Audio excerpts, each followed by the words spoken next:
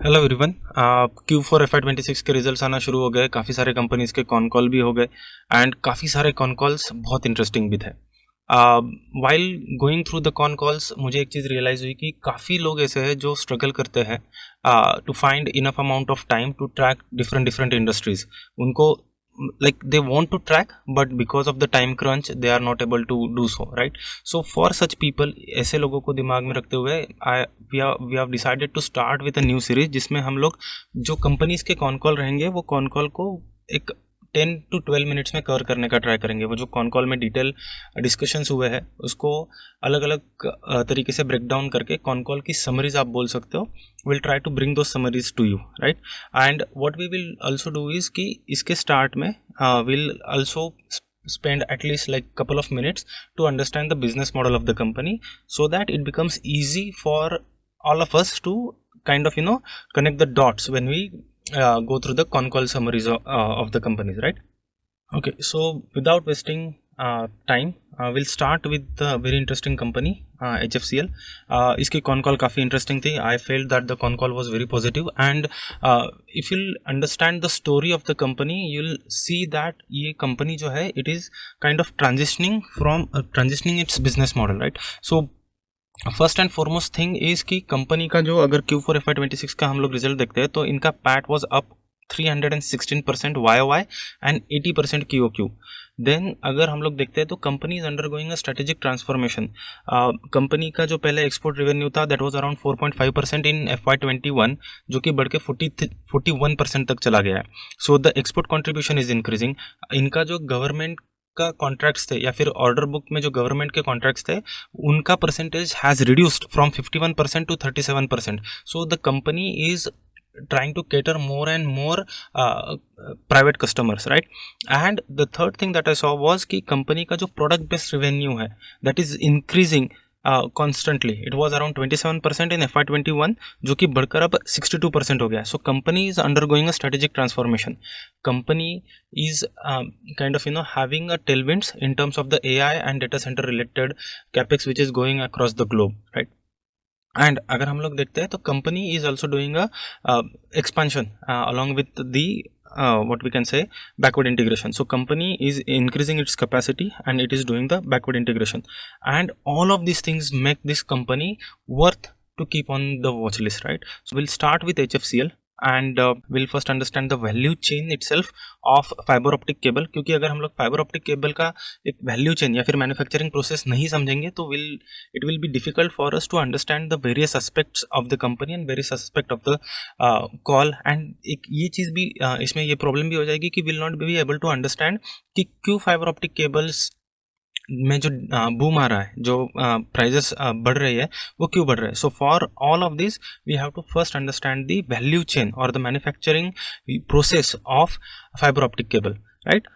Now before getting into the details, a quick disclaimer from my side. This video is only and only for educational and informational purpose. Nothing in this video is a buy sell recommendation and you should consult your financial advisor before making any decisions. We are not SEBI registered advisors and we are not giving any sort of advice through this video. The only intention is to give you as much information, insights as possible, right? So let's get started with the value chain of or the manufacturing process of optical fiber cable. Okay, so let's understand the manufacturing process. सबसे पहले तो जो silicon होता है उसको chlorine के साथ treat किया जाता है या फिर what we can say react किया जाता है टू फॉर्म सिलिकॉन टेट्राक्लोराइड. ये जो होता है ये एक लिक्विड फॉर्म में होता है. सो the main reason of converting silicon into liquid is जो लिक्विड होता है उसको प्यूरिफाई करना, उसमें से इम्प्योरिटीज़ जो होती है वो हटाना रिलेटिवली आसान होता है, राइट? बिकॉज जो फाइबर ऑप्टिक केबल होता है उसकी जो विड्थ होती है वो नैनोमीटर्स में होती है and any sort of impurity can create problem. जो सिग्नल होता है वो सिग्नल ही डिस्टॉर्ट हो जाएगा. सो प्यूरिफिकेशन इज़ अटमोस्ट इम्पॉर्टेंट. इसीलिए जो सिलिकॉन होता है उसको केमिकली प्यूरिफाई किया जाता है. फिर उसके बाद ये जो लिक्विड होता है सिलिकॉन टेट्राक्लोराइड का उसको गैस में कन्वर्ट किया जाता है या फिर वेपर में कन्वर्ट किया जाता है. एंड वो जो वेपर होती है, वो जो गैस होती है, उसको स्प्रे करके एक काइंड ऑफ लेयर जैसा बनाया जाता है जिसको सूट बोलते हैं, जो एक पाउडरी फॉर्म रहता है. It's a not exactly solid form, it's particles, या फिर आप बोल सकते हो कि पाउडरी फॉर्म में होता है. उसके बाद ये जो सूट होता है इसको ग्लास में कन्वर्ट किया जाता है by kind of baking it at very extremely high temperature, right. So एक बार ये जो सूट है इसका ग्लास बन जाता है, इस ग्लास को बोलते हैं preform. Now remember this word preform, क्योंकि पूरे इस मैन्युफैक्चरिंग प्रोसेस का यू कैन से हार्ट और the main component is preform. And आगे हम लोग प्रीफॉर्म को के बारे में और डिटेल में समझेंगे and will try to understand कि how the increasing prices of preform are basically affecting the overall prices of fibre optic cable, right. एक बार ये जो आपका प्रीफॉर्म बन जाता है, इस प्रीफॉर्म्स को आप एक kind of you can consider this as a glass rod.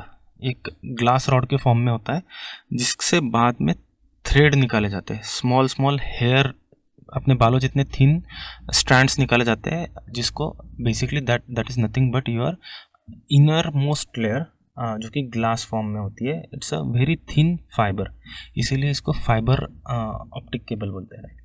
Now basically once you have kind of drawn the small threads which are, I know, I hope आपको तो पता, मतलब यू माइट हैव अंडरस्टूड कि ये जो hair thin glass होगा वो कितना what you can say fragile हो सकता है या फिर कितना ब्रेकेबल हो सकता है, राइट. इसीलिए उसके एक once you have drawn those wires और दैट ग्लास, उसको अलग अलग तरीके का प्रोसेसिंग किया जाता है. जैसे उसमें प्राइमरी कोटिंग होता है, देन उसमें बफर एंड प्रोटेक्शन के लिए और लेयर ऐड किए जाते हैं, then it is mechanically reinforce किया जाता है, एंड फाइनल लेयर में इसको जैकेटिंग किया जाता है. सो बेसिकली ये जो ग्लास, हेयर थिन ग्लास है विच इज़ दी सेंटर जहाँ से सिग्नल पास होगा, उसको basically you are enforcing it या फिर you are making it more and more stronger so that it can be used for carrying the signal, right. So this is the overall manufacturing process of fiber optic cable. I think आप लोगों में से काफ़ी लोगों ने अभी तक सुना होगा कि फाइबर ऑप्टिक केबल के जो प्राइसेस है वो क्रेजी तरीके से बढ़ रहे हैं. सो विल अंडरस्टैंड कि ऐसा क्यों हो रहा है. सबसे पहले तो जो AI एक्सप्लोजन है that is one of the main reason. Normal data centre जो होता है उसमें सर्वर्स होते हैं जो एक दूसरे के साथ कम्युनिकेट करते हैं, but it's very on the limited level. लेकिन जो AI डेटा सेंटर होता है उसमें जो GPUs होते हैं वो कॉन्स्टेंटली एक दूसरे के साथ कम्युनिकेट करते होते हैं, एंड जो डेटा ट्रांसफ़र होती है that data transfer is also very massive. So इसके वजह से जो फाइबर ऑप्टिक के लिए रिक्वायरमेंट है that is almost 10x to 30x times. So normal data centre के अगर कंपैरिजन में हम लोग एक AI डेटा सेंटर की बात करें, so the requirement for a fiber optic cable is multifold. This is first and foremost trigger. Now इसके बाद अगर हम लोग देखते हैं तो काफ़ी बड़ी जो टेक कंपनीज होती है वो अभी से सप्लाई को लॉक करके रख रही है. जैसे कि मेटा, गूगल, ये जो कंपनीज है they are signing a multi year contracts so that वो लोगों को पता है कि फ्यूचर में जो डिमांड आने वाली है वो डिमांड के लिए हम लोग अभी से तैयार हो जाए. They are kind of locking the demand और they are kind of looking at the shortage जो फ्यूचर में आ सकता है और वो अभी से अपना सप्लाई चेन सिक्योर करने का ट्राई कर रहे हैं. And that is where this companies are doing multi year contracts, multi billion contracts with the companies which are manufacturing the fibre optic cable. Now एक इंटरेस्टिंग चीज़ जो मैंने कुछ टाइम पहले न्यूज़ में पढ़ी थी कि जो फाइबर ऑप्टिक केबल्स होती है वो डिफेंस में भी यूज़ होती है. Yes, mainly into the drones. Now होता क्या है कि जो अपने नॉर्मल ड्रोन्स होते हैं, जो वायरलेस ड्रोन होते हैं, उनको जाम किया जा सकता है, right. But fibre optic cable को आप हैक नहीं कर सकते. You can not jam the signal. It is a direct connection between the controller and the drone. तो इसको जाम नहीं किया जा सकता है, right. So that is one of the reason कि मॉडर्न वॉरफेयर जहाँ पे ड्रोन्स का काफ़ी यूज़ किया जाता है, कामाकाजी ड्रोन्स का काफ़ी यूज़ हो रहा है, वहाँ पे फाइबर ऑप्टिक केबल्स का भी काफ़ी यूज़ होता है. एंड ये जो कामाकाजी ड्रोन्स वगैरह यूजुअली होते हैं जो कि काइंड ऑफ जाके टारगेट पे सीधा गिर जाते हैं, वो ड्रोन्स के लिए जो वायर यूज़ होती है, that wire is not recoverable, it goes away with the drone. So इस वजह से जो रिक्वायरमेंट बढ़ रही है for fibre optic cable, it is increasing multifold. In fact जो अभी रशिया यूक्रेन वॉर वगैरह हुई थी, उसमें भी ऐसे ड्रोन्स का काफ़ी यूज़ किया गया था, and this is also driving the demand and the prices of fiber optic cable to a new highs, right? So दो main reason है, एक AI data center and another is the defense or the drones. Now let's understand the supply side. Supply side पे जो preform है, वो preform उस what we can say quantity में available नहीं है, because preform को बनाने के लिए जो process use होती है, it is a very technical process, it is very complex process. इसमें जो कैपेक्स लगता है वो कैपेक्स से बहुत हैवी है, एंड यूजुअली जो अगर आपको प्रीफॉर्म का कैपेसिटी लगाना है तो it usually takes 2 to 3 years for that capacity to come live, and इन सब चीज़ों की वजह से जो प्रीफॉर्म का अवेलेबिलिटी है वो उस लेवल पे नहीं है जिस लेवल पे डिमांड है। So this is a clear cut supply demand mismatch, जिसके वजह से प्रीफॉर्म के प्राइजेस बढ़ रहे हैं, एंड इवेंचुअली जो आपके फाइबर ऑप्टिक केबल्स है उसके भी प्राइजेस मल्टीफोल्ड तरीके से बढ़ रहे हैं। ओके, सो फार हम लोगों ने देखा कि what is the manufacturing process of fibre optic cable, and हम लोगों ने ये भी देखा कि जो फाइबर ऑप्टिक केबल्स है उसकी डिमांड एंड उसकी प्राइजेस क्रेजी तरीके से क्यों बढ़ रही है। नाउ लेट्स अंडरस्टैंड कि HFCL इस पूरी स्टोरी में कहाँ फिट होता है, right? Will start with the business model, will understand the business model of HFCL, and हम लोग ये भी समझेंगे कि ये स्ट्रेटेजिकली बिजनेस किस डायरेक्शन में जा रहा है, and then finally will go through the important pointers in the con call, right?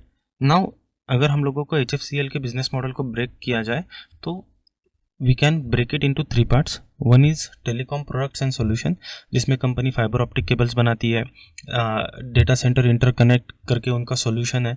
Basically data centre interconnect is a combination of fibre optic solution and उनके जो पैसिव कनेक्टिविटी सोल्यूशन है, इनका basically आप समझ सकते हो कि एक असेंबली बनाया जाता है। So from component into assembly, it's a high value high margin business, जिसमें कंपनी सिर्फ कंपोनेंट्स ना प्रोवाइड करते हुए they are providing a product और द सोल्यूशन, एक फॉरवर्ड इंटीग्रेशन टाइप है, right? So they have data centre interconnect also, high speed interconnect, then they are जो काफ़ी सारे राउटर्स होते हैं या फिर और भी ज़्यादा चीज़ें होती है जो टेलीकॉम रिलेटेड है।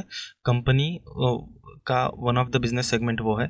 Second business segment is defence. Defence में कंपनी ने अभी एक रिसेंटली एक कंपनी का एक्विजिशन किया to get into the aerospace side of the business, and ये जो डिफेंस एंड एरोस्पेस है, this business is gradually increasing, and company का जो ऑर्डर बुक है उसमें भी अराउंड यू कैन से 10% जो है that is coming from the aerospace and defence. This is a growing vertical.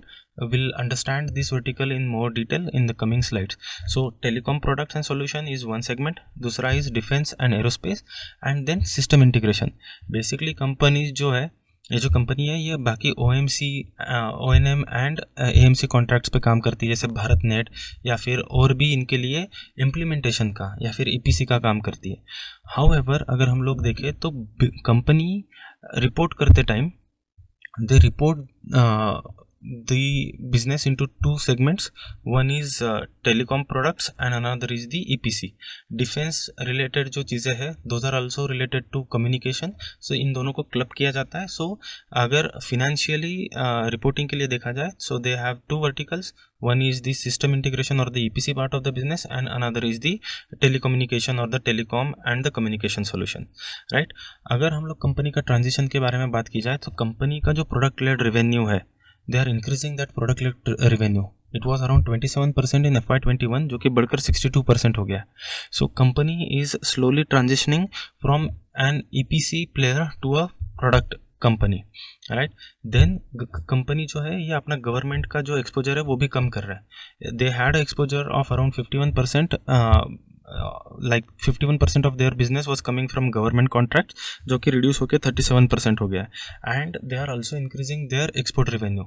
Export revenue in FY21 was around 4.5%, जो कि बढ़ के 41% हो गया. And because of these reasons will see कि कंपनी के जो मार्जिन्स है वो मार्जिन्स भी धीरे धीरे बढ़ते जा रहे हैं. राइट नाउ अगर हम लोग उसका रिवेन्यू मिक्स एंड इकोनॉमिक्स की बात करें, सो जो टेलीकॉम प्रोडक्ट्स हैं, मैंने जैसे बोला था कि डिफेंस और एरोस्पेस को भी ये लोग टेलीकॉम प्रोडक्ट्स में ही काउंट करते हैं, that contributes around 60 to 65% in the revenue. And जो टर्न की सोल्यूशन है या ईपीसी है, दैट इज अराउंड 34 to 40%। अगर मार्जिन प्रोफाइल की बात की जाए तो टेलीकॉम प्रोडक्ट जो है उनका PBT margin is around 21 to 31%, defence is around 20 to 25%। अगर ब्लेंडेड इबिटा मार्जिन की बात की जाए तो दैट इज अराउंड 16 to 18%, जो कि कंपनी ने गाइड किया है they can increase it by 3 to 4% in coming year. अगर वर्किंग कैपिटल के बारे में बात की जाए तो working capital looks bit stretched because of the EPC projects that they have. Along with that company ने जो अपना शिफ्ट कर रही है टुवर्ड्स एक्सपोर्ट, उसकी वजह से उनका कैपिटल वर्किंग कैपिटल का भी इम्प्रूवमेंट होगा, राइट। सो जो ईपीसी है that is kind of a drag अभी भी ड्यू टू आर्मी का जो एनएफएस वारंटी कॉस्ट है उसके वजह से, एंड एएमसी कन्वर्जन जो है वो भी डिले हो गया। सो इसके वजह से जो इनका जो E P C part of the business है it is still making losses. Company की अगर हम लोग Q4 FY26 की कॉन कॉल सुनते हैं तो उसमें मैनेजमेंट ने बोला है कि ये जो बिजनेस है ईपीसी वाला that will turn around, it could reach to break even level in FY27, so that will also help company increase their margins, क्योंकि जो लॉस मेकिंग बिजनेस था वो ब्रेक इवन हो जाएगा, right. Now coming to the con call of the company, will try to understand कि company का जो latest con call हुआ उसमें से की डिलीवरेबल्स या फिर की पॉइंटर्स क्या है। अगर हम लोग फिनेंशियल्स की बात करें, on annual basis revenue increased by 22%, EBITDA grew by 69%। Clear दिख रहा है कि कंपनी जो है अपने मार्जिन्स बढ़ा रही है and they have been able to grow their margins, right. And PAT growth was around 90%। ये तो एनुअल लेवल की बात हुई।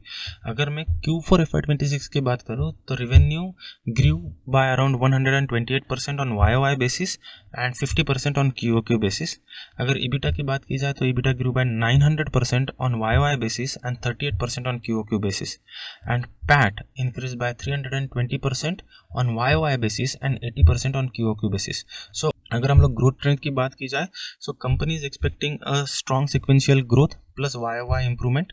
मार्जिन रिकवरी जो थी वो बेटर प्रोडक्ट मिक्स की वजह से आई, जैसे कि मैंने पहले भी बोला था कि कंपनी जो है अपना ईपीसी रिवेन्यू कम कर रही है and they are trying to increase their product revenue. Product revenue में भी अगर मैं बात करूँ तो वो जो उनका फॉरवर्ड इंटीग्रेशन है, so basically consider it this way कि आप केबल्स भी बेच रहे हो, केबल्स के साथ साथ आपको जो और भी पार्ट्स लगते हैं फॉर द कनेक्टिविटी वो पार्ट्स भी आप बेच रहे हो। Now rather than selling individual parts what you can do is you can create a assembly of this parts and sell one particular solution, जिसको ये लोग इंटरकनेक्ट बोलते हैं, data centre interconnect, and they are selling it as a product जिसके margin भी much better है। Company की अगर कॉन कॉल देखें तो कंपनी ने ये भी गाइड किया हुआ है कि जो रेवेन्यू आ रहा है from this segment this will also increase in coming year. And company को जो फाइबर ऑप्टिक केबल की प्राइसेस बढ़ रही है उसका भी फ़ायदा हुआ है in terms of the improved realisation. So the main thing that we have to look in coming quarters is कि इनका जो मार्जिन है वो कितना सस्टेन कर पाते हैं, यहाँ से कितनी इंप्रूवमेंट मार्जिन में आती है, एंड जो ईपीसी बिजनेस है which is loss making business क्या वो प्रॉफिटेबल बनता है, और क्या the quantum of EPC goes down from here. अगर हम लोग स्ट्रेटेजिक रिव्यू की बात करें तो कंपनी की जो ऑर्डर बुक है दैट इज़ अराउंड 21,000 करोड़, जिसमें से 41% जो है वो ऑलमोस्ट एक्सपोर्ट है। जो कंपनी के मार्जिन्स है वो margins are also improving because of the better product mix. अगर हम लोग चैलेंजेस की बात करें या फिर if we try to understand कि in FY26 what went wrong for the company, तो कंपनी के लिए EPC losses is the main concern, जो कि कंपनी ने बोला है कि they will break even in the coming quarter, so will have to kind of have a look into this. जो कंपनी का अनबिल्ड रेवेन्यू था कंप्लायंस डिले की वजह से, जो पैसा आना था कंपनी का वो थोड़ा डिले हो गया, and that's why they were not able to kind of show that in Q4 FY26 या फिर फाइनेंशियल ईयर FY26 में भी वो लोग वो उसको शो नहीं कर पाए because it came delayed. Company ने बोला कि early April they received that payment. So ये जो अनबिल्ड रेवेन्यू है वो आगे आने वाले टाइम में कम हो जाएगा। कैपेसिटी का कंस्टेंट है, they are already running at 100% capacity. So यहाँ से जो ग्रोथ आएगी वो ग्रोथ कैसे आती है, कंपनी ने हाईलाइट किया था कि they are trying to improve their efficiency so that 10% 12% जितना भी पॉसिबल हो उतना यूटिलाइजेशन वो लोग और बढ़ा पाए, maybe like they are trying to go beyond 100%। Now coming to segment level details. So company का जो टेलीकॉम प्रोडक्ट्स वाला बिजनेस है it is at 100% capacity utilisation. इसमें जो ग्रोथ आई है वो हाइपर स्केलर डेटा सेंटर की वजह से आई हुई है। एंड ये जो डेटा सेंटर्स है इसमें से जो केबल यूज़ होती है वो केबल भी हाई डेंसिटी केबल्स होती है जिसमें 6900 से ज़्यादा फाइबर्स यूज़ किए जाते हैं। So basically it is a what we can say high density cables जिसमें रियलाइजेशंस भी ज़्यादा है एंड जिसका टेक्निकल नो हाउ भी काफ़ी लिमिटेड कंपनीज के पास है। अगर डिफेंस की बात की जाए तो कंपनी का जो ऑर्डर बुक है that is around 2200 crore, that is coming from defence and aerospace. Management ने गाइड किया कि FY27 में उनका जो टोटल रेवेन्यू रहेगा उसमें से 10 to 12% would be coming from the defence and aerospace. यह हाई मार्जिन बिजनेस है बट इसमें थोड़ा सा बिजनेस साइकिल लंबा होता है because you have to take multiple approvals from the government. So government से अप्रूवल्स आने में टाइम लगता है एंड हो सकता है कि जो पैसा है वर्किंग कैपिटल भी थोड़ा स्ट्रेच हो जाए because of the nature of the business, right. Now अगर EPC की बात करें तो EPC as I mentioned currently loss making business है बट इस साल से it could become kind of break even at least. So इसमें जो है AMC का कन्वर्जन हो जाएगा जिसके वजह से अराउंड 170 करोड़ ईयरली इनफ्लो आ जाएगा एंड भारत नेट का जो एग्जीक्यूशन है वो भी रैंप अप हो सकता है जिसके वजह से भी EPC जो बिजनेस है विच इज़ लॉस मेकिंग वो शायद ब्रेक इवन हो जाए। So will have to track this particular aspect. अगर मैं ऑर्डर बुक की बात करूँ तो current order book is of 21,000 crore जिसमें से telecom products related order book is of around 18,000 crore and AMC जो है दैट इज़ अराउंड 3,500 करोड़। अगर इसके एग्जीक्यूशन की बात की जाए जो प्रोडक्ट बेस रेवेन्यू है दैट इज़ लाइक इसका टाइमलाइन होता है 1 से 5 साल और जो AMC होता है वो 6 to 7 ईयर्स का होता है। अगर एक्सपोर्ट की बात की जाए तो around 58% of the order book is from export. So export का रेवेन्यू इज़ और द एक्सपोर्ट का कंट्रीब्यूशन जो है वो भी आगे चल के और भी बढ़ रहा है। अगर कैपेसिटी एक्सपेंशन की बात करें तो कंपनी का जो टारगेट है they want to increase their optical fibre का कैपेसिटी टू 33.9 मिलियन FKM जो कि दिसंबर 2026 में हो जाएगा। अगर ऑप्टिकल फाइबर केबल की बात की जाए तो उनका current capacity is 34 million FKM जिसको ये लोग बढ़ा के 42.36 मिलियन FKM करना चाहते हैं which is expected to come on stream by December 2026। अगर बैकवर्ड इंटीग्रेशन की बात की जाए तो company is getting into the preform. हम लोगों ने देखा कि preform is the main bottleneck, तो कंपनी बैकवर्ड इंटीग्रेशन करना चाह रही है जिसमें ये लोग 580 करोड़ का कैपेक्स करेंगे। फर्स्ट फेज में around 300 tonnes of preform company is planning to manufacture and it has potential to go up to 500 tonnes. इसका जो टाइमलाइन है दैट इज़ 2 years। सो जो कंपनी का प्रीफॉर्म का कैपेसिटी आ रहा है it is a good step but it is not happening in the near future. इसको कम से कम 2 साल टाइम है। अगर मैं कैपेक्स रिक्वायरमेंट की बात करूँ तो FY26 में company is undertaking a capex of around 600 crore and अगर FY28 की बात की जाए so they are planning to take undergo a capex of around 350 crore. Now अगर कंपनी की टेक्निकल कैपेसिटी या फिर डिफरेंशिएशन की बात करें तो हाई फाइबर काउंट केबल्स जो है वो डेंस केबल्स बोलते हैं। Company has ability to manufacture the cables up to 6,912 fibres. Company के पास इंटरमिटेंट बॉन्डेड रिबन मैन्युफैक्चरिंग की भी कैपेसिटी है। So basically company has a capacity या फिर company has a capability to manufacture the cables which are dense cable जो कि AI data centres में काफ़ी ज़्यादा यूज़ होती है। कंपनी के पास इन हाउस R&D है एंड इसमें ये लोग डिफेंस इलेक्ट्रॉनिक्स या फिर प्रोप्राइटरी केबल डिज़ाइंस ये सब इन हाउस करती है। जो एरोस्पेस सेगमेंट है it is a high entry barrier segment जिसका basically 5 to 7 years lead time है एंड इसीलिए कंपनी ने एक they entered this business through an acquisition. So call में किसी ने उनको पूछा था कि why did you go ahead with the acquisition led model for aerospace. So company ने उसमें यही बोला था कि एरोस्पेस जो सेगमेंट होता है उसके एक एक अप्रूवल के लिए 5 से 7 साल लगते हैं। सो अगर हम लोग खुद से जाते हैं तो एरोस्पेस रिलेटेड जो रिवेन्यू है या फिर एरोस्पेस का जो एक्सपोजर है या फिर एरोस्पेस रिलेटेड जो भी प्रोडक्ट्स है वो लॉन्च करने में कंपनी को 5 से 7 साल लग जाते हैं। वेराज ये एक्विजिशन जो कंपनी ने किया हुआ है वो ऐसी कंपनी का एक्विजिशन किया है जिनके पास सारे सर्टिफिकेशन है। They are currently doing manufacturing for aerospace and जिनके पास एक अराउंड 1900 करोड़ का फर्म ऑर्डर बुक है।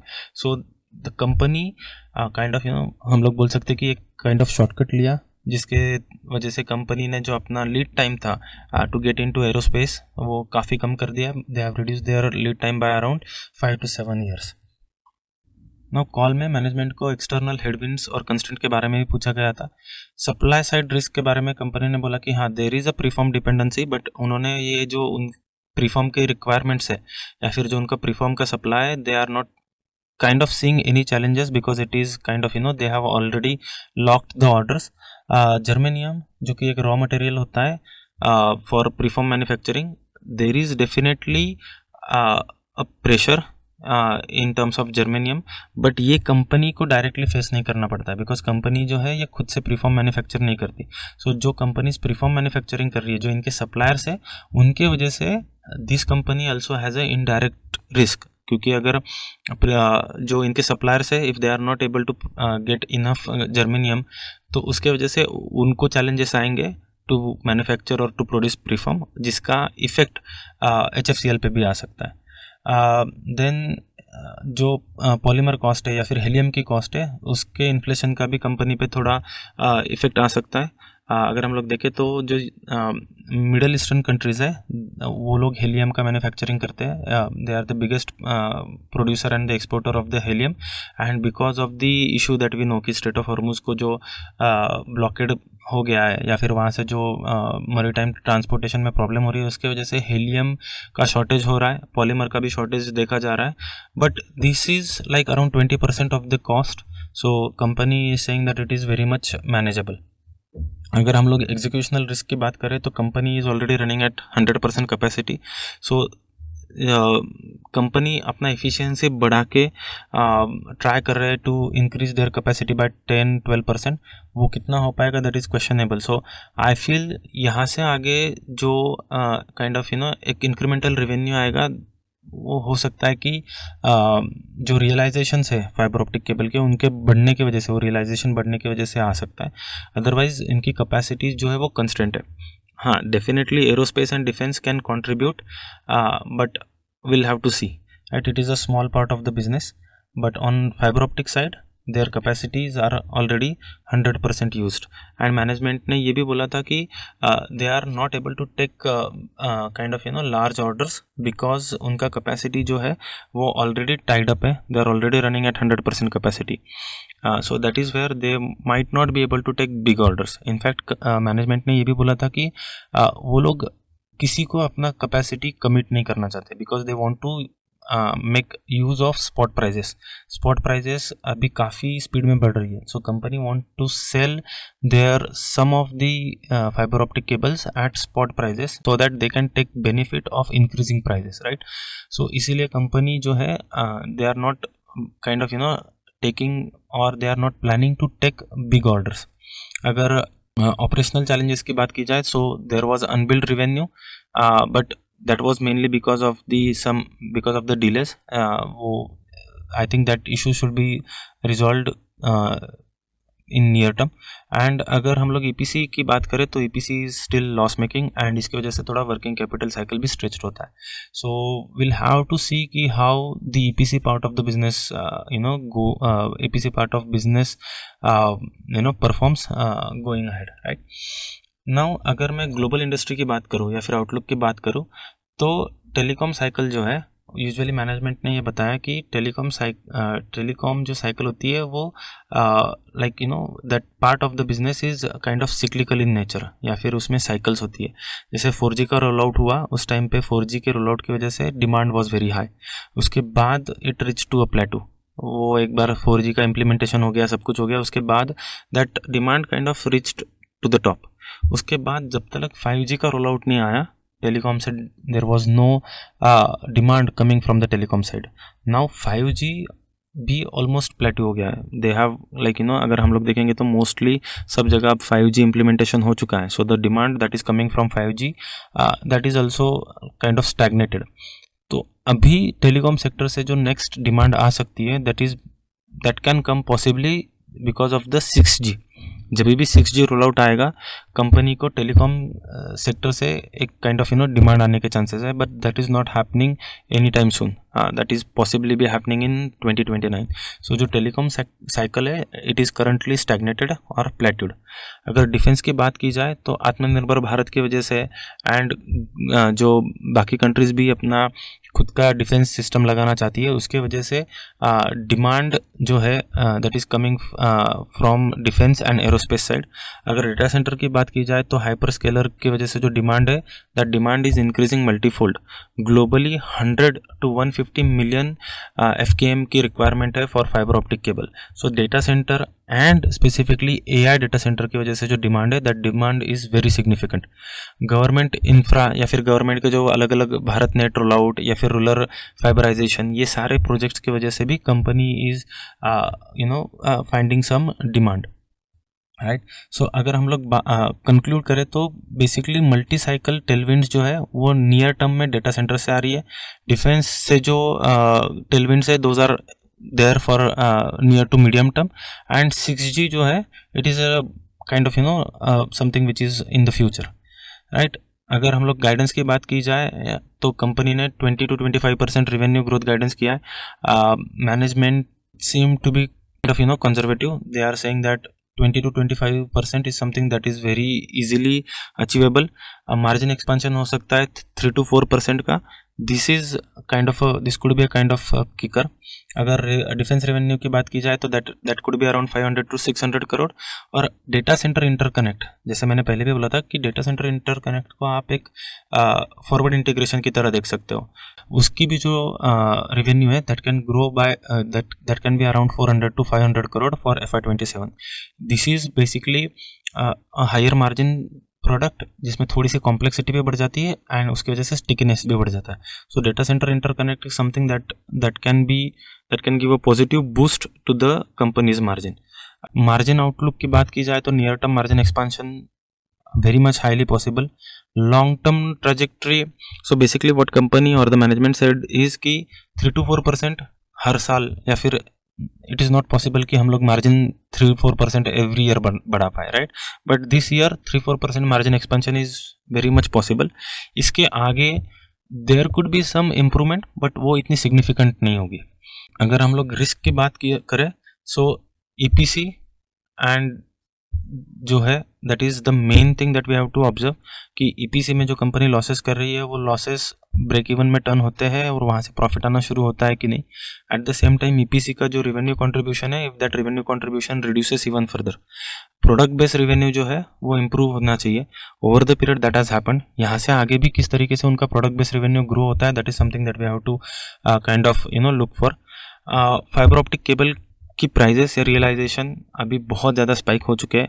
वो रियलाइजेशन नॉर्मलाइज अगर होते हैं या फिर वो रियलाइजेशन अगर नीचे आना शुरू होते हैं तो उसकी वजह से कंपनी को काइंड ऑफ थोड़ा चैलेंजेस आ सकते हैं। Capacity bottleneck is there, company is already running at 100% of their capacity. So वहाँ पे जो ग्रोथ आनी है बिकॉज ऑफ और द वॉल्यूम ग्रोथ आनी है, that volume growth is limited. Then इसके बाद वी हैव टू सी कि जो एरोस्पेस एंड डिफेंस है उसमें कंपनी किस तरीके से स्केल अप कर पाती है और कितना रेवेन्यू कंपनी का डिफेंस से आ पाता है। One more thing that was discussed in the call was कि कंपनी ने they are kind of they have a committee to kind of decide the future in terms of कि इसका demerger किया जा सकता है, मर्जर किया जा सकता है, what corporate action can be taken to strengthen the business और to kind of do value unlocking. इसके लिए भी कंपनी ने शुरू की, कमिटी उन्होंने बनाई है। Nothing concrete has happened so far, but we'll have to see कि आगे चल के कंपनी इस डायरेक्शन में कुछ स्टेप्स लेती है या नहीं। अगर एक्सटर्नल एलिमेंट्स की बात की जाए तो जियोपॉलिटिकल डिसरप्शंस कैन हैपन, जो कि कंपनी के कंट्रोल में रही है, and raw material volatility can also affect. अगर प्रीफर्म के प्राइजेस बहुत सिग्निफिकेंटली बढ़ जाते हैं तो कंपनी उसमें से कितने प्राइजेस आगे पास ऑन कर पाती है, that is something that we have to see. जो अदर रॉ मटेरियल है जैसे हेलियम हो गया या फिर और भी जो रॉ मटेरियल कंपनी यूज़ करती है, अगर उसकी प्राइजेस बढ़ने लग जाती है and those goes beyond a particular point, तो it makes no sense, right. So उसकी वजह से डिमांड पे भी अफेक्ट हो सकता है।